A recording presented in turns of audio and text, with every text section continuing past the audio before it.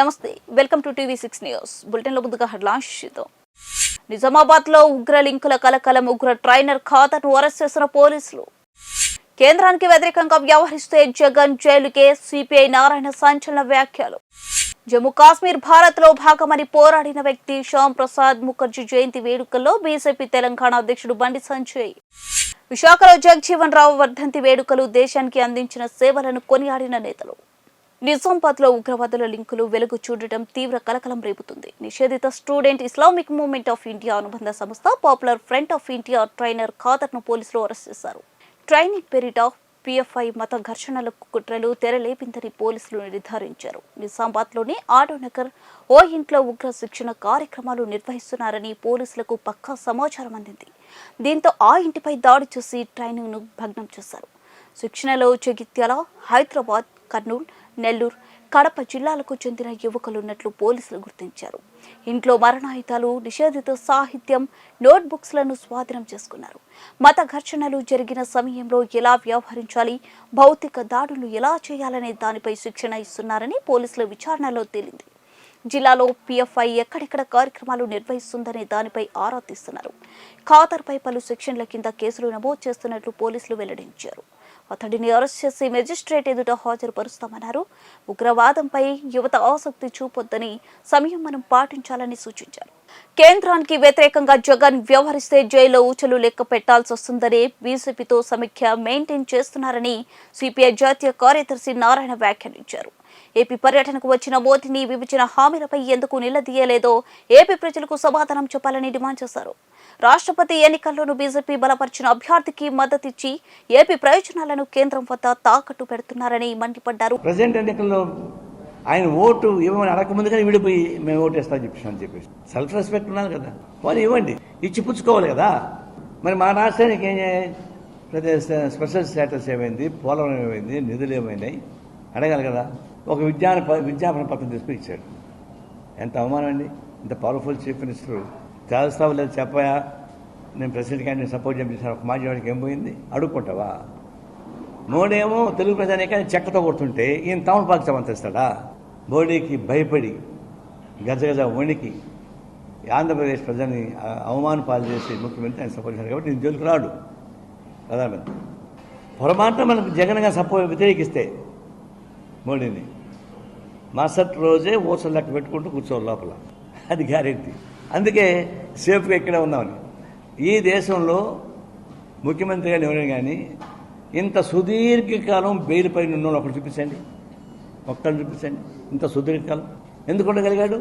రక్తసిక్త హస్తాలతోటి మోడీ, అమిత్ షా రాష్ట్రాలని కూని చేసుకుంటూ తిరుగుతూ ఉంటే ఆ రక్తసిక్త హస్తాలతో మన రాష్ట్రానికి వస్తే ఆ రక్తసిక్తాలు భయపడిపోయి బాంఛం ద్వారా దండం పెట్టి నాకేం వద్దు దాన్ని కాపాడమని చెప్పి తీసుకొచ్చేది. ఇది చాలా ప్రమాదకరమైనటువంటి పద్ధతి. జమ్మూ కాశ్మీర్ భారత్ లో భాగమని ఆనాడే పోరాడిన వ్యక్తి శ్యామ్ ప్రసాద్ ముఖర్జీ అని తెలంగాణ బీజేపీ చీఫ్ బండి సంజయ్ అన్నారు. ఆర్టికల్ 370 రద్దు చేసి శ్యామ్ ప్రసాద్ ముఖర్జీ ఆశయాన్ని ప్రధాని నెరవేర్చారన్నారు. శ్యామ్ ప్రసాద్ ముఖర్జీ జయంతి సందర్భంగా బీజేపీ రాష్ట్ర కార్యాలయంలో ఆయన చిత్రపటానికి బండి సంజయ్ సహా పలువురు నేతలు పూలమాలలు వేసి నివాళులర్పించారు. శ్యామ్ ప్రసాద్ ముఖర్జీ జయంతి సందర్భంగా బీజేపీ ఆధ్వర్యంలో దేశవ్యాప్తంగా సేవా కార్యక్రమాలు చేపడుతున్నామన్నారు. ఆయన ఆశయాలు సాధించడానికి ప్రధాని మోదీ కృషి చేస్తున్నారని చెప్పారు. కోసం నిరంతరం పాటుపడినటువంటి ఒక మహనీయుడు, మా అందరికీ స్ఫూర్తి ప్రదాత అయినటువంటి డాక్టర్ శ్యామా ప్రసాద్ ముఖర్జీ వారి యొక్క జయంతి సందర్భంగా ప్రతి ఒక్కరికి హృదయపూర్వక శుభాకాంక్షలు తెలియజేస్తూ, వారి జయంతి సందర్భంగా భారతీయ జనతా పార్టీ ఆధ్వర్యంలో దేశవ్యాప్తంగా అన్ని పోలింగ్ బూత్ల పరిధిలో చెట్లు నాటే కార్యక్రమాన్ని, ఇతర సేవా కార్యక్రమాలని భారతీయ జనతా పార్టీ చేస్తూ ఉన్నది. దేశం కోసం ప్రాణత్యాగం చేసినటువంటి ఒక గొప్ప వ్యక్తి శ్యామా ప్రసాద్ ముఖర్జీ గారు. అనేక ఇబ్బందులు, నిత్య జీవితంలో అనేక ఇబ్బందులు ఎదురైనప్పటికీ కూడా త్యాగాలకు కూడా వెనుకడిగినటువంటి గొప్ప వ్యక్తి శ్యామా ప్రసాద్ ముఖర్జీ. నమ్మిన సిద్ధాంతం కోసం, ఈ దేశ ప్రజల కోసం కష్టపడి పనిచేసినటువంటి అనేక మంది కార్యకర్తలను తయారు చేసినటువంటి ఒక గొప్ప వ్యక్తి డాక్టర్ శ్యామా ప్రసాద్ ముఖర్జీ. అతి చిన్న వయసులో కలకత్తా యూనివర్సిటీకి వైస్ ఛాన్సలర్గా ఉండి దాన్ని కేంద్రంగా చేసుకొని అనేక మంది విద్యార్థులను కూడా దేశభక్తులుగా తయారు చేసినటువంటి వ్యక్తి డాక్టర్ శ్యామా ప్రసాద్ ముఖర్జీ. మరి నిత్య జీవితంలో ఒక మూడు ముఖ్యమైన విషయాలు ఇలా సమాజానికి చెప్పాల్సిన అవసరం ఉంది. అసలు కాంగ్రెస్ పార్టీలో ఉన్నప్పుడు కాంగ్రెస్ పార్టీ యొక్క మైనార్టీ సంతుష్టీకరణ విధానాలను చూసి సహించలేక తట్టుకోలేక ఇది దేశానికి అనర్థమని చెప్పి భావించి పార్టీని ఎదిరించి బయటికి వచ్చినటువంటి వ్యక్తి డాక్టర్ శ్యామా ప్రసాద్ ముఖర్జీ. వాళ్ళ కలకత్తాను పశ్చిమ బెంగాల్ను జిన్నా నేతృత్వంలో పాకిస్తాన్లో కలిపే ప్రయత్నం చేసిన సందర్భంలో కూడా దానికి వ్యతిరేకంగా ఒక ప్రజా ఉద్యమాన్ని నిర్మించి ఆ రోజు నుంచే తన దేశభక్తిని చాటినటువంటి గొప్ప వ్యక్తి డాక్టర్ శ్యామా ప్రసాద్ ముఖర్జీ.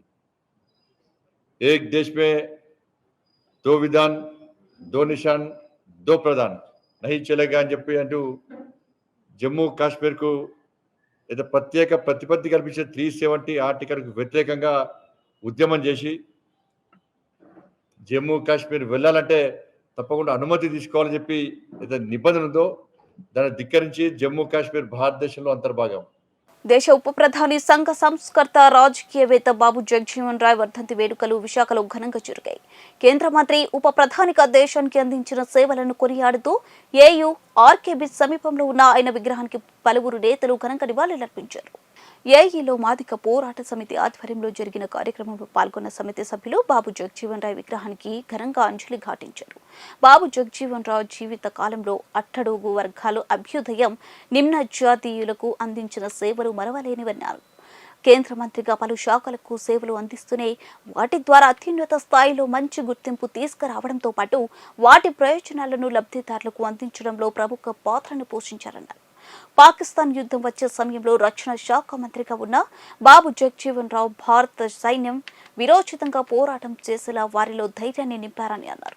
ముఖ్యంగా సాగర తీరంలో ఉన్న బాబు జగజీవన్ రావు విగ్రహం పరిరక్షించడంలో అధికారుల వైఫల్యాన్ని ఈ సందర్భంగా సభ్యులు ఎండగట్టారు. విశాఖపట్నం జిల్లా కోర్టు న్యాయవాది మరియు bar council member AP state. ఈరోజు దేశవ్యాప్తంగా డాక్టర్ బాబు జగజీవన్ రామ్ గారి వర్ధంతి సందర్భంగా ప్రజలంతా కూడా ముఖ్యంగా బడుగు బలహీన వర్గాలు, షెడ్యూల్ కులాలు, తెగల వాళ్ళు వారి ఘనంగా నివాళులు అర్పిస్తున్నారు. డాక్టర్ బాబు జగజీవన్ రామ్ గారు రాజకీయ ధురంధుడుగా భారతదేశంలో ఏ శాఖ నిర్వహించినా వారు ఆ శాఖని రాజ్యాంగబద్ధంగా రాయితీలు అమలు చేయడంలో చాలా సక్సెస్ అయిన వ్యక్తిగా భారతదేశంలో చెప్పుకుంటూ ఉంటారు. మరి ముఖ్యంగా డాక్టర్ బాబు జగజీవన్ రామ్ గారి ఆలోచన అందరూ కూడా కలిసి మరి సామాజిక ఉద్యమాల్లో ముందుకు వెళ్ళాలని చెప్పారు. కుల వర్గ మత రహిత సమసమాజ నిర్మాణం కావాలని వారు కోరుకున్నారు. దానికోసం సుదీర్ఘకాలం కాంగ్రెస్ పార్టీలో ఉండి మరి వారు అత్యున్నత పదవులు తీసుకోవడమే కాకుండా ఎంతో ఈ దేశంలో బడుగు బలహీన వర్గాలకి, ముఖ్యంగా షెడ్యూల్డ్ కులాల తేలకి ఎంతో మరి సహాయ సహకారాలు అందించిన వ్యక్తిగా మనం డాక్టర్ బాబు జగజీవన్ రామ్ గారిని చెప్పుకుంటాం. అయితే ఒక్క విషయాన్ని గమనించాలి. విశాఖపట్నంలో డాక్టర్ బాబు జగజీవన్ రామ్ గారి పేరు మీద భవనం కట్టాలని చాలా సందర్భాల్లో జిల్లా కలెక్టర్ గారిని మరి కోరడం జరిగింది. ఇప్పుడున్న జిల్లా కలెక్టర్ గారు మరి ఆ విషయంలో స్పందించి మరి ఏ సంఘాలైతే వారిని అప్రోచ్ అయితే వాళ్ళకి అందరికీ కూడా ఒక ఎకరం స్థలం ఇచ్చి డాక్టర్ బాబు జగజీవన్ రామ్ గారి పేరు మీద ఒక భవనాన్ని నిర్మించాలని కోరుకుంటూ, ముఖ్యంగా ఈ వర్గాలకు సంబంధించి ముఖ్యంగా మాదిగ సమాజ వర్గానికి సంబంధించి రోడ్ల మీద ఇంకా చెప్పులు కొట్టుకుంటూ జీవనోపాధి జరుగుతూ ఉంది. దానికి సంబంధించి షాపులు ఇచ్చి ఎక్కడైనా కార్పొరేషన్ వాళ్ళు షాపులు కడుతున్నారు, అందులో షాపులు ఇచ్చి తద్వారా ఆ వృత్తిని డెవలప్ చేయాలని, అందులో వాళ్ళు ఆర్థికంగా మరి ముందుకు వెళ్ళేటట్లుగా ప్రభుత్వం సహాయ సహకారాలు అందించడానికి ఇప్పుడుంటున్న రాష్ట్ర కేంద్ర ప్రభుత్వాలు సహాయ సహకారాలు అందించాలని కూడా ఈ సందర్భంగా తెలియజేసుకుంటూ మరి ముఖ్యంగా నేను ఒక్కటే కోరుకుంటున్నా, డాక్టర్ బాబాసాహెబ్ అంబేద్కర్ కానీ బాబు జగజీవన్ రామ్ గారు కానీ సమాజంలో ఈ సామాజిక వర్గాలకి, ముఖ్యంగా షెడ్యూల్డ్ కులాలు, తెలుగు వర్గాలకి ఎన్నో సేవలు అందించారు. ఆ సేవలను అనుభవిస్తూ కూడా మనం తిరిగి పేబ్యాక్ టు సొసైటీ చేయాలి. అది చేయటం లేదు కాబట్టి ఉద్యోగస్తులు, చిన్న ఉద్యోగస్తులు అయితే చేస్తున్నారు, పెద్ద ఉద్యోగస్తులు ఎవరు ముందుకు రావటం లేదు. కాబట్టి మీరంతా ఈ విషయం మీద ఆలోచించి మరి వారి విధానాలని, వారి ఆశయాలను కూడా ముందుకు తీసుకువెళ్తారని డాక్టర్ బాబు జగ్జీవన్ రామ్ గారు ఘనంగా నివాళులర్పించు మీ అందరికీ కూడా ధన్యవాదాలు తెలియజేస్తున్నాను. భద్రాద్రి కొత్తగూడెం జిల్లా జుల్లూరుపాడు మండలంలో సీఎల్పీ నేత మల్లు భట్టి విక్రమార్క సతీమణి నందిని పర్యటించారు. సుజాతనగర్లోని పలు శుభకార్యాలకు వెళుతూ జుల్లూరుపాడు మండలంలోని కాంగ్రెస్ పార్టీ నాయకులను మర్యాదపూర్వకంగా కలిసి స్థానిక సాయిబాబా టెంపుల్లో ప్రత్యేక పూజలు నిర్వహించారు. అనంతరం మల్లు నందిని మాట్లాడుతూ తెలంగాణలో కాంగ్రెస్ పార్టీ రోజురోజుకి బలం పుంజుకుంటుందన్నారు. రాబోయే కాలంలో రాహుల్ గాంధీ నాయకత్వంలో కేంద్రంలో, రాష్ట్రంలో కాంగ్రెస్ అధికారంలోకి వస్తుందని ధీమా వ్యక్తం చేశారు. ముఖ్యమంత్రి కేసీఆర్ రోజుకో మాట చెప్పుకుంటూ ప్రజలను మభ్యపెడుతున్నారని మండిపడ్డారు. ప్రజలు కేసీఆర్ పాలన చూసి విసిగిపోతున్నారని ఆమె అన్నారు. మండల్ నాయకున్నాడు, ఇంకా నున్న కృష్ణ గారు ఉన్నారు, రామదాస్ గారు, మందబాబు, వీళ్ళందరూ కలిసి పార్టీని బాగా కష్టపడి బలపెడుతున్నారు. అది కూడా భట్టి విక్రమార్క గారి నాయకత్వంలో ఇవాళ పార్టీ ఇక్కడ చాలా స్ట్రాంగ్గా ఉంది. ఇప్పుడు ఏ మినిట్ అయినా వాళ్ళు ఎలక్షన్ పెట్టినా మనకి భయం లేదు. అందరు చాలా గట్టిగా పనిచేస్తున్నారు. అట్లానే రాహుల్ గాంధీ గారు వరంగల్ డిక్లరేషన్ కూడా రైతుల వరకు తీసుకోబోతున్నారు. దానికి కూడా బాగా ఎఫెక్ట్ ఉంది. రైతులు కూడా చాలా సంతోషంగా ఉన్నారు దానికోసం. కాబట్టి ఇప్పుడు పార్టీ మాత్రం చాలా స్ట్రాంగ్గా ఇక్కడ ఉంది. ఇంకా దాన్ని బలపెట్టడానికి వీళ్ళందరూ బాగా కృషి చేస్తున్నారు. ఇంకా భట్టి గారి నాయకత్వంలో కంపల్సరీగా ఈ జిల్లాలో చాలా పార్టీ చాలా స్ట్రాంగ్గా ఉంది. పెరిగిన బస్ ఛార్జీలను వెంటనే తగ్గించాలని డిమాండ్ చేశారు మాజీ మంత్రి టీడీపీ నేత గొల్లపల్లి సూర్యారావు. పేద ప్రజలపై ప్రభుత్వం ఛార్జీలను పెంచుతూ అదనపు భారం మోపుతుందని మండిపడ్డారు.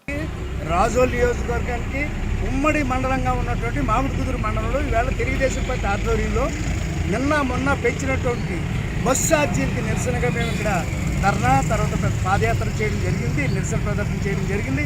ప్రభుత్వం యొక్క ఆ యొక్క నిర్ణయానికి లేకపోతే బాధుడు ఈ ప్రభుత్వం వచ్చినప్పటి నుంచి కూడా ఈ రాష్ట్ర ప్రజల్ని ఏ రూపంలో బాధాలో, ఏ రూపంలో పనులు వేయాలో, ప్రజల్ని ఎలా బాధించాలో అన్ని రకాలుగా కూడా బాధిస్తూ ఉన్నటువంటి ఈ తరుణంలో ఇది సారదు అని నిన్న మరలా బస్ ఛార్జీలు పెంచారు. మరలా ఈవేళ ఉదయం గ్యాస్ సిలిండర్ ధరలు పెంచారు, మరొక 50 రూపాయలు. ఇలాంటి బాధుడు అన్నటువంటి నినాదంతో ఈ ప్రభుత్వం సాగుతూ ఉంది. దీనికి నిరసనగా సామాన్యుని, మధ్యతరగతి వాడిని, అన్ని వర్గాల్లో ఉన్నటువంటి పేద వర్గాల్ని ఆదుకోవాలి. అందరూ పేదవాళ్ళు అయిపోయారు. ఈ ప్రభుత్వంలో వ్యవసాయదారులు లేడు, వ్యవసాయ కూలీ లేదు, వ్యాపారస్తులు లేదు, పారిశ్రామికవేత్తలు అందరూ కూడా వేళ ఈ రోడ్డు మీద పడి అనేక రకాలైనటువంటి ప్రభుత్వం యొక్క బాధులకి బలైంది. బాధాతప్త హృదయాలతో బతుకుతున్నటువంటి పరిస్థితులు ఈనాడు ఉన్నాయి ఆంధ్రప్రదేశ్లో. మరి వేళ పెంచినటువంటి ఆర్టీసీ బస్ ఛార్జీలకి నిరసనగా ఆ బస్ ఛార్జీని తగ్గించాలని, మరి ముఖ్యంగా ఇప్పుడే మేము ఇందాక టీవీలో చూసాం, మరలా ఇవాళ కూడా గ్యాస్ సిలిండర్ ధర, వంట గ్యాస్ సిలిండర్ ధర మరొక 50 రూపాయలు, అంటే 1150 రూపాయలు అయింది. దీన్ని కూడా పెంచడం పట్ల మేము నిరసిస్తూ ఇప్పుడే మేము ఎంఆర్ఓ గారికి ఒక వినతి పత్రం ఇచ్చాం. పరిశీలించండి, ప్రభుత్వాన్ని మేము డిమాండ్ చేస్తున్నాం, దీన్ని ప్రభుత్వానికి పంపించండి, తద్వారా తప్పకుండా ఈ రాష్ట్ర ప్రజలను ఆదుకోవాలన్నటువంటి ఒక నినాదంతో, ఒక డిమాండ్తో మేము వినతి పత్రం ఇవ్వడం జరిగింది. ఈ కార్యక్రమం ఇప్పుడే నేను బస్సు ఎక్కాను. బస్సులో నేను కొద్ది దూరం ప్రయాణం చేశాను. కేవలం ఇక్కడి నుంచి 1 కిలోమీటర్ కన్నా తక్కువలో ఒక స్టేజ్ ఉంది, అక్కడికి 10 రూపాయలు ఇచ్చారు. నేను మా మాజీ జిల్లా పరిషత్ చైర్మన్ గారు ఇద్దరం 2 టికెట్లు కొంటే 20 రూపాయలు. రాజులు ఎంత అవుతానంటే ఒక్కో టికెట్కి 40 రూపాయలు అవుతాను. 40 రూపాయలు రాజు. ఒకప్పుడు 15 రూపాయలతో వెళ్ళేవాళ్ళు. అమలాపురం నుంచి రాజోలు 15 రూపాయలతో వెళ్ళేవాళ్ళు. ఇవాళ అమలాపురం నుంచి రాజోలు వెళ్ళాలన్నా, లేకపోతే ఇక్కడి నుంచి ఈ ఎంఆర్ఓ ఆఫీస్ మామిడికుదురు సెంటర్ నుంచి నేను రాజోలు వెళ్ళాలంటే 40 రూపాయలు అవుతుంది. బస్సులో ఉన్న ప్రయాణికులందరూ పోలా తలలు బాతుకున్నారు. వాళ్ళందరూ ఏంటంటే బాబు ఇది మేము ఏం చేయమండి, మేము కూలీలు, లేబర్లు, మేము చాలా మధ్యతరగతి కుటుంబాలకు చెందినటువంటి వాళ్ళు, ఏంటి రేట్లు అంటే వాళ్ళు కూడా నాకు సంఘీభావం తెలియదు. పోడు సాగు రైతులను అటవీ శాఖ అధికారులు అడ్డుకోవడంతో ఖమ్మం జిల్లా పెనుపల్లి మండలంలో ఉద్రిక్త వాతావరణం నెలకొంది. పెనుపల్లి మండల పరిధిలోనే చౌడవరం బీట్ పరిధిలో పోడు రైతులు పోడు భూమిలో దుక్కి దున్నుతుండగా సమాచారం తెలుసుకున్న అటవీ శాఖ సిబ్బంది పోడు భూమి వద్దకు చేరుకొని పోడు రైతులను దుక్కి దున్నకుండా అడ్డుకోవడంతో పోడు రైతులు ఫారెస్ట్ సిబ్బంది మధ్య తోపులాట జరిగి ఉద్రిక్త పరిస్థితులు నెలకొన్నాయి. గత 15-20 సంవత్సరాలుగా పోడు సాగు చేసుకుని జీవిస్తున్నామని, గత ఏడాది పోడు సాగును చెయ్యొద్దని అనడంతో సాగుని ఆపమని, ఇప్పుడు కూడా సాగుకి ఫారెస్ట్ సిబ్బంది అడ్డుపడితే ఎలా బతకాలని పోడు రైతులు వాపోతున్నారు. దీనిపై సిపిఐ ఎమ్మెల్యే ఆధ్వర్యంలో చోడవరం పోడు రైతులు ఈరోజు సుమారు 10 కిలోమీటర్ల ర్యాలీగా పాదయాత్ర చేస్తూ పెనుపల్లి మండల కేంద్రానికి తరలివచ్చి తహసీల్దార్ రమాదేవికి వినతి పత్రం సమర్పించారు. పెనుపల్లి వెంకటేశ్వరరావు సిపిఐ ఎమ్మెల్యే ప్రజాపంద ఖమ్మం జిల్లా కార్యదర్శి. పెనుపల్లి మండలం చౌడవరం గ్రామంలో గిరిజనులు పేద ప్రజల మీద పోడు సాగు చేసుకుంటున్నటువంటి వాళ్ళ మీద నాగళ్ళు దున్నీయకోకుండా, అలాగే వాళ్ళ మీద అనేక రకాలైన దౌర్జన్యం చేస్తూ స్త్రీలు గిరిజనులు అనేటటువంటి వివక్షణ లేకోకుండా ఫారెస్ట్ అధికారులు దౌర్జన్యం చేస్తూ ఉన్నారు. మన నాగళ్ళు దున్నుతున్నటువంటి మూగజీవాలను కూడా ఇష్టం వచ్చినట్టుగా కర్రలతో కొడుతూ వాళ్ళు హింస పెడతా ఉన్నారు. ప్రజల్ని పోడు చేసుకోనికోకుండా, ఇత్తనాలు వేయకోకుండా, ఆ రకంగా వాళ్ళని పంటలు పండించుకోనికోకుండా అడ్డుకుంటున్నారు. దీన్ని మా పార్టీ జిల్లా కమిటీ తీవ్రంగా ఖండిస్తున్నాం. మరి కేసీఆర్ గత సంవత్సరమే అసెంబ్లీలో చెప్పాడు, మేము పోడు సాగు చేసుకుంటున్నటువంటి వాళ్ళ జోలికి మేము రాము, ఫారెస్ట్ అధికారులు పోవద్దు, మీరందరూ కూడా దరఖాస్తులు పెట్టుకోండి, మేము పట్టాలు ఇస్తామని చెప్పేసి అని వాగ్దానం చేశాడు. మరి ఆ ప్రకారం అందరూ కూడా ఎఫ్ఆర్సీ కమిటీలు ఏర్పాటైనవి, దరఖాస్తులు పెట్టుకున్నారు. ఈ దరఖాస్తులు పెట్టుకున్న తర్వాత వాళ్ళ పోడు సాగు చేసుకోవడానికి తలకరి కూర్చిందని చెప్పేసి అని విత్తనాలు వేసుకొని వాళ్ళకు ఉన్నటువంటి కొంత ఎకరం, అరెకరం, 2 ఎకరాలు ఉన్నటువంటి ఒక పేద ప్రజలు వాళ్ళ ఆ సాగు చేసుకొని బతుకుతామని చెప్పేసి అని వాళ్ళు ప్రయత్నం చేస్తూ ఉంటే ఆ ప్రయత్నాన్ని అడ్డుకుంటున్నారు ఆ యొక్క ఫారెస్ట్ అధికారులు. ఆ ఫారెస్ట్ అధికారుల దౌర్జన్యాన్ని ఆపాలని చెప్పేసి అని ఇవాళ చోడవరం గ్రామం నుంచి దాదాపు 10 కిలోమీటర్లు కూడా ప్రజలు, స్త్రీలు, చిన్నపిల్ల తల్లులు కూడా ఎంతో శ్రమ కూర్చి ఇవాళ పెనుపల్లి తహసీల్దార్ కార్యాలయానికి వచ్చి వాళ్ళ గోడు. మున్సిపల్ ఉద్యోగ కార్మికుల పెన్షనర్ సమస్యల పరిష్కారం కోసం మున్సిపల్ ఉద్యోగ కార్మికుల జేఏసీ సమ్మె సన్నాహక కార్యక్రమం నిర్వహించారు. కడప జిల్లా బద్వేల్ మున్సిపాలిటీ కార్యాలయం నుంచి ర్యాలీ నిర్వహించారు మున్సిపల్ కార్మికులు. కోవిడ్ విధుల్లో మరణించిన ఉద్యోగుల కుటుంబాలకు కారుణ్య నియామకాల కింద ఉద్యోగం ఇచ్చి ఆర్థికంగా ఆదుకోవాలని సిఐటియు జిల్లా కార్యదర్శి నాగేంద్ర బాబు డిమాండ్ చేశారు. నగర పాలక సంస్థలో పనిచేస్తున్న కార్మికులందరినీ పర్మినెంట్ చేయాలన్నారు. పర్మినెంట్ కార్మికులకు 11వ పిఆర్సీ అమలు చేసి సిపిఎస్ ను రద్దు చేయాలన్నారు. వారి యొక్క సమస్యలు పరిష్కారం చేయాలని చెప్పేసి గత 3 సంవత్సరాలుగా గద్దెకెక్కినటువంటి వైఎస్ఆర్సీపీ ప్రభుత్వం, వైఎస్ఆర్సీపీ అధ్యక్షులు గౌరవ ముఖ్యమంత్రి గారి దృష్టికి సమస్యలన్నింటినీ కూడా అనేక రకాలుగా తీసుకువెళ్ళి వాటిని పరిష్కరించమని చెప్పి వేడుకున్నప్పటికీ ఆ సమస్యలు ఎక్కడ వేసిన గొంగలి అక్కడే అన్నచందంగా ఏ ఒక్క సమస్య కూడా పరిష్కారానికి నోచుకోకుండా ఈరోజు సమస్యలతో సతమతమవుతున్నటువంటి పరిస్థితి మున్సిపల్ రంగంలో కనబస్తోంది. కాబట్టి ఈ యొక్క అసమర్థ ప్రభుత్వాన్ని గద్దెదించాలా. ఈ యొక్క అసమర్థ ప్రభుత్వం మెడలు వంచి మున్సిపల్ రంగంలో ఉన్నటువంటి ఉద్యోగ కార్మిక పెన్షనర్ల సమస్యల పరిష్కారమే ధ్యేయంగా రాష్ట్ర వ్యాప్తంగా ఉన్నటువంటి అన్ని మున్సిపల్ యూనియన్లు ఒక వేదిక మీదకి వచ్చి మున్సిపల్ ఐక్య కార్యాచరణ వేదిక ఏర్పడి ఈ నెల 11వ తేదీ నుంచి రాష్ట్ర వ్యాప్తంగా నిరవధిక సమ్మెలోకి వెళ్తామని చెప్పేసి రాష్ట్ర ప్రభుత్వానికి, మున్సిపల్ శాఖ మినిస్టర్ గారికి గత 4 రోజుల క్రితమే సమ్మె నోటీసులు అందించి పరిష్కారం చేయండి అయ్యా మహాప్రభు అని చెప్పి వేడుకున్నా ఇప్పటికి కూడా మున్సిపల్ రాష్ట్ర నాయకత్వాన్ని చర్చలకు ఆహ్వానించి మీ యొక్క సమస్యల్ని మేము పరిష్కరిస్తాం, ఈ సమస్యలు ఈ రోజులోపు మేము పరిశీలించి పరిష్కరిస్తామని చెప్పేసి చెప్పినటువంటి పరిస్థితే లేకుండా పోయింది. కాబట్టి గత్యంతరం లేనటువంటి పరిస్థితులలో ఈ రోజు నుంచి రాష్ట్ర వ్యాప్తంగా మున్సిపల్ కార్మికులు పోరుబాట పట్టాల్సినటువంటి పరిస్థితి ఏర్పడింది. అదే రకంగా ఈ 3-4 రోజుల్లో అయినా ఈ యొక్క కళ్ళు లేని ప్రభుత్వానికి కళ్ళు తెరుచుకొని, చెవు లేనటువంటి ప్రభుత్వం వినిపించుకొని కార్మికుల న్యాయమైనటువంటి సమస్యల్ని పరిష్కరించే దిశగా చర్యలు చేపట్టకపోతే ఈ నెల 11వ తేదీ నుంచి రాష్ట్ర వ్యాప్తంగా మున్సిపల్ ఉద్యోగ కార్మికులంతా కూడా సమ్మె నిర్వహించాల్సినటువంటి పరిస్థితి ఆసన్నమైతుంది. ఈ సమ్మె నిర్వహణకి ప్రత్యక్షంగా పరోక్షంగా రాష్ట్ర ప్రభుత్వమే ఉసిగొల్పినట్టు మేము భావిస్తున్నాం. కాబట్టి ఈ యొక్క సమ్మెలో పట్టణ ప్రజానికానికి ప్రజారోగ్య సమస్యలు తలెత్తినా లేకపోతే ఇతరత్ర సమస్యలు వచ్చి ఏమైనా ఇబ్బందులు పడినా దానికి రాష్ట్ర ప్రభుత్వమే పూర్తి బాధ్యత వహించాలని చెప్పేసి మేము మున్సిపల్ రాష్ట్ర జేఏసీగా ప్రభుత్వాన్ని హెచ్చరిస్తా ఉన్నాం. అలాగే ఈరోజు గత ప్రభుత్వాలు సరైనటువంటి పరిపాలన చేయలేదు. ఏపీ ప్రభుత్వం ప్రతిష్టాత్మకంగా చేపట్టిన గడప గడపకు మన ప్రభుత్వం అనే కార్యక్రమంలో వరుసగా పాల్గొంటున్నారు మైదుకూరు ఎమ్మెల్యే రఘురామిరెడ్డి. మైదుకూరు మున్సిపాలిటీ పరిధిలోని 6వ వార్డులోని ప్రతి గడపకు వెళ్లి ప్రభుత్వం ప్రజలకు అందిస్తున్న సంక్షేమ పథకాల గురించి ఆరా తీశారు. అంతేకాదు ప్రభుత్వం ప్రజలకు అందిస్తున్న పథకాల గురించి పూర్తి స్థాయిలో ప్రజలకు వివరించారు. ప్రజల తన దృష్టికి తీసుకొచ్చిన సమస్యలను నోటీస్ చేస్తూ వాటిని పరిష్కరించాలని అక్కడికక్కడే అధికారులను ఆదేశిస్తూ ముందుకు కదిలారు ఎమ్మెల్యే. అలాగే ఈ 3 ఏళ్లలో జగన్ సర్కార్ చేపట్టిన సంక్షేమ పథకాల గురించి బుక్లెట్ ను ప్రజలకు అందించారు. ఖమ్మం జిల్లా పెనుపల్లి మండలం కేంద్రంలో చెలమాల సూర్యనారాయణ భవనంలో సిపిఎం పార్టీ మండల కమిటీ ఆధ్వర్యంలో రాజకీయ శిక్షణ తరగతులు నిర్వహించారు. దీనిలో భాగంగా వర్తమాన రాజకీయాలు పార్టీ డాక్యుమెంటరీ కార్యక్రమాన్ని సిపిఎం పార్టీ జిల్లా కార్యదర్శి వర్గ సభ్యులు షేక్ బషీరుద్దీన్ బోధించారు. ఈ కార్యక్రమానికి సిపిఎం పార్టీ మండల కార్యదర్శి గాయం తిరుపతిరావు ప్రిన్సిపల్ గా వ్యవహరించారు. ఈ సందర్భంగా బషీరుద్దీన్ మాట్లాడుతూ కేంద్ర రాష్ట్ర ప్రభుత్వాలు ప్రజా వ్యతిరేక విధానాలపై ప్రజలను చైతన్యం చేస్తామన్నారు. ఎన్నికల ముందు అటు మోడీ ఇటు కేసీఆర్ ఇచ్చిన హామీలను తుంగల తొక్కి ప్రస్తుత వారు చేస్తున్న పాలనపై మండిపడ్డారు. ఈరోజు సిపిఎం పార్టీ ఆఫీసులో పెనుబల్లి మండల స్థాయి క్లాసులు ఈరోజు జరుపుకుంటా ఉన్నాం.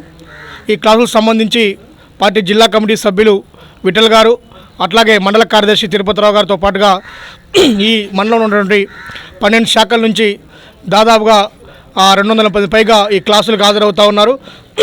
ముఖ్యంగా ఈ క్లాసుల్లో వర్తమాన రాజకీయాలు అనేటువంటి క్లాసు చెప్పడం జరుగుతూ ఉంది. ఈ క్లాసుకు సంబంధించి మొత్తం గల్లీ నుంచి ఢిల్లీ దాకా మొత్తం అందరినీ కూడా పేద ప్రజల్ని అట్లాగే పార్టీ సభ్యుల్ని సానుభూతి పరులను అందరినీ కూడా చైతన్యవంతం చేసి ఈరోజు కేంద్ర రాష్ట్ర ప్రభుత్వాలు అవలంబిస్తున్నటువంటి ప్రజా వ్యతిరేక విధానాల మీద పోరాటం చేసే దానికోసం సిద్ధం చేస్తూ ఉన్నాం. దానిలో భాగంగానే ఈ 2 రోజుల పాటు ఈ మండలంలో క్లాసులు పెట్టుకోవడం జరిగింది. ఇవాళ మోడీ అధికారంలోకి వచ్చి రాకముందు నేను మొత్తం కూడా విదేశాలకు వెళ్ళి అక్కడి నుంచి విదేశీ పెట్టుబడులు తీసుకొచ్చి దేశాన్ని అభివృద్ధి చేస్తానని చెప్పాడు. కానీ ఇంతవరకు కూడా ఆయన అనేక దేశాలు తిరిగినప్పటికీ ఏ ఒక్క విదేశీ నుంచి కూడా విదేశీ పెట్టుబడులు రాలేదు. అట్లాగే స్విస్ బ్యాంకులో ఉన్న డబ్బులు ఏదైతే ఉన్నాయో వాటిని తీసి ప్రతి మనిషికి కూడా ప్రతి కుటుంబానికి 15 లక్షల రూపాయలు వేస్తామని చెప్పాడు. అవి అమలు కావట్లేదు. అలాగే ప్రతి సంవత్సరం 2 కోట్ల ఉద్యోగాలు ఇస్తామని చెప్పాడు. అవి అమలు కావట్లేదు. అట్లా స్వచ్ఛ భారత్ పేరుతోని దేశాన్ని మొత్తం కూడా నేను స్వచ్ఛంగా చేస్తానని చెప్పాడు. కానీ ఎక్కడేసిన గొంగళి అక్కడే ఉన్న పరిస్థితి మనకు కనపడతా ఉంది. దేశం వెలిగిపోతుందని చెప్పేసి అంటాడు. అచ్చేదిని వస్తాయని అన్నాడు. కానీ మోడీ వచ్చినటువంటి 8-9 సంవత్సరాల పాలనలో ఏమీ రాకపోగా ఇవాళ మా భారతదేశం మొత్తం కూడా ఇవాళ మతం పేరుతోని ఇవాళ కొట్టుకుంటున్న పరిస్థితి మనకు కనపడతా ఉంది. స్టీల్ ప్లాంట్ బలహీనపరిచే విధంగా పూర్తి స్థాయి ఉత్పత్తులను చేయకుండా బీజేపీ చేస్తున్న కుయుక్తులను కుట్రలను వ్యతిరేకించడాన్ని CPM corporator doctor B Gangarao పిలుపునిచ్చారు. సిపిఎం స్టీల్ డివిజన్ ఆధ్వర్యంలో స్టీల్ ప్లాంట్ ప్రధాన పరిపాలనా భవనం ఎదుట ధర్నా నిర్వహించారు. దీనిలో పెద్ద ఎత్తున ప్రభుత్వ యాజమాన్యాల విధానాలకు వ్యతిరేకంగా నినాదించారు. ఈ ధర్నాను ఉద్దేశించి సిపిఎం కార్పొరేటర్ గంగారావు మాట్లాడుతూ నేడు ప్రపంచ వ్యాప్తంగా స్టీల్ ఉత్పత్తులకు మంచి గిరాకీ ఉన్నప్పటికీ ఉత్పత్తులపై ఆంక్షలతో దీనిని నిర్వీర్యం చేస్తున్నారని ఆయన అన్నారు. దీనికి ఉత్పత్తి సామర్థ్యం ఉన్నప్పటికీ ఉద్దేశపూర్వకంగానే ఉత్పత్తిని తగ్గిస్తున్నారని ఆయన స్పష్టం చేశారు. కేంద్ర నిర్ణయాన్ని వ్యతిరేకిస్తూ గడిచిన 510 రోజులుగా చేస్తున్న ఉద్యమంపై ప్రజా మద్దతును తగ్గించాలన్న కుట్రలో భాగంగానే నేడు కోకో ఓవెన్ బ్యాటరీ 1 and 2 ప్రైవేటీకరణకు శ్రీకారం చుట్టారని ఆయన వివరించారు. తక్షణం ప్లాంట్ను బలహీనపరిచే చర్యలు ఆపాలి, అలాగే పూర్తి సామర్థ్యంతో నడపాలి. లేని పక్షంలో తీవ్ర పరిణామాలు ఎదుర్కోక తప్పదని ఆయన హెచ్చరించారు. రాష్ట్ర ప్రభుత్వ ఆధీనంలో ఉండేటటువంటి ఇసుక మైన్ ని దాన్ని రద్దు చేశారు. ఈ బ్యాటరీలను ఎప్పుడైతే తగ్గించేశారో క్యాపిటల్ ఎలక్ట్రిసిటీ ఉత్పత్తిని తగ్గించి బయట నుంచి ఎక్కువ రేట్లు పెట్టి కొనుగోలు చేయాలనేటువంటిది ఆ చర్యలు పురుకొల్పారు.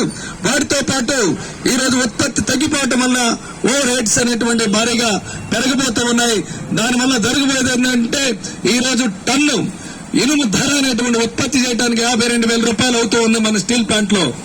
అదే ఇప్పుడు ఉత్పత్తి కానీ 4 మిలియన్ టన్నులు కానీ తగ్గిపోతే 62-63 వేల రూపాయలకి ఒక టన్ను ఉత్పత్తి వ్యయం పెరుగుతుంది.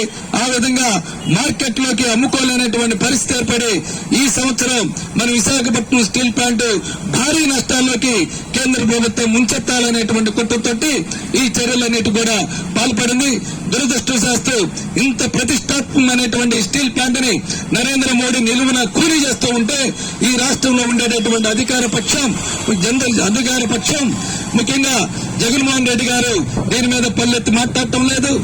నరేంద్ర మోడీని ఏమాత్రం మాట్లాడటం లేదు. మననే భీమవరం వచ్చాడు ఆయన. భీమవరం వస్తే రాజమర్యాదలతోటి చూశారు తప్ప కనీసం విశాఖపట్నం స్టీల్ ప్లాంట్ అమ్మకుండా మేము ప్రభుత్వ రంగంలోనే కొనసాగిస్తామని ప్రకటన చేయండి. అల్లూరి 125వ జయంతి సందర్భంగానే ప్రధానమంత్రిని డిమాండ్ చేయలేకపోయాడు. అడుగడుగున లొంగిపోయేటటువంటి పరిస్థితులకి వెళ్లిపోయారు. రెండో ప్రతిపక్ష పార్టీ ఉంది చంద్రబాబు నాయుడు గారు. ఆయన కూడా ఈ విశాఖపట్నం స్టీల్ ప్లాంట్ ప్రైవేట్ కాకూడదని పైకి మాట్లాడుతూ ఉంటాడు. కానీ నరేంద్ర మోడీ దగ్గరికి వెళ్లి ఈ స్టీల్ ప్లాంట్ ని ప్రైవేటీకరణ చేసినా పర్వాలేదు, మిమ్మల్ని పల్లెత్తి మాటననేటువంటి మాట్లాడుకోవడం అని ఆయన గురించి చెప్తూ ఉంటారు. మూడో ఆయన ఉన్నాడు జనసేన అధినేత పవన్ కళ్యాణ్ గారు. ఆయన ఎప్పుడే నరేంద్ర మోడీ యొక్క సంఖ్యనెక్కి ఈ స్టీల్ ప్లాంట్ కి హాని చేసేటటువంటి చర్యలు చేపడుతూ ఉన్నారు. ఈ మూడు ప్రతిపక్ష పార్టీలు ఆంధ్ర రాష్ట్రంలో ఉండి ఇక్కడేమో రోజు మాట్లాడుకుంటారు, తిట్టుకుంటూ ఉంటారు, ఒకరికొకరు విమర్శలు చేసుకుంటారు. ముగ్గురు వచ్చి విశాఖపట్నం స్టీల్ ప్లాంట్ ని ప్రైవేటీకరణ చేయకూడదని మాట్లాడతారు. ఢిల్లీ వెళ్ళామో నరేంద్ర మోడీతో చట్టపట్టాలు వేసుకొని వెన్నుమోకలైనటువంటి ఆంధ్ర రాష్ట్ర ప్రతిపక్ష పార్టీలుగా ఉండి విశాఖపట్నానికి ద్రోహం చేస్తూ ఉన్నాయి. కనీసం నోరెత్తలేనటువంటి స్థితిలో, ప్రధానమంత్రిని నిలవలేనటువంటి స్థితిలో ఈ మూడు పార్టీలు ఉండి ఆంధ్ర రాష్ట్ర ప్రజానీకానికి విశాఖపట్నం స్టీల్ ప్లాంట్ కి ద్రోహం చేస్తున్నాయి. అందుకోసం ఈరోజు సిపిఎం పార్టీ నరేంద్ర మోడీ చేసినటువంటి కుట్రలకు వ్యతిరేకంగా ప్రజా ఉద్యమం ఆంధ్ర రాష్ట్రంలో చేపట్టింది. ఇంటింటికి సిపిఎం పేరు మీద బీజేపీ చేస్తున్నటువంటి కుట్ర విశాఖపట్నం స్టీల్ ప్లాంట్ ని ఎలా మోసం చేసి, ఎలా దగా చేసి, ఎలా నష్టాలు పాలు చేసి భద్రాద్రి రామయ్యను దర్శించుకున్నారు ఖమ్మం మాజీ ఎంపీ టీఆర్ఎస్ నేత పొంగులేటి శ్రీనివాసరెడ్డి. ఆలయం వద్దకు వచ్చిన పొంగులేటికి ఘన స్వాగతం పలికారు ఆలయ అర్చకులు. ఆయనకు శాలువ కప్పి సాదరంగా ఆహ్వానించారు. పొంగులేటి శ్రీనివాసరెడ్డి కుమార్తె భద్రాద్రి రామయ్య పాదాల వద్ద ఉంచి పూజలు నిర్వహించారు పొంగులేటి. అనంతరం పొంగులేటికి ఆలయ అర్చకులు స్వామివారి తీర్థ ప్రసాదాలను అందజేశారు. ఇవి బులెటిన్ అప్డేట్స్. మరో బులెటిన్లో మళ్ళీ కలుద్దాం. చూస్తూనే ఉండండి TV6 న్యూస్. సమాచారం మా కర్తవ్యం.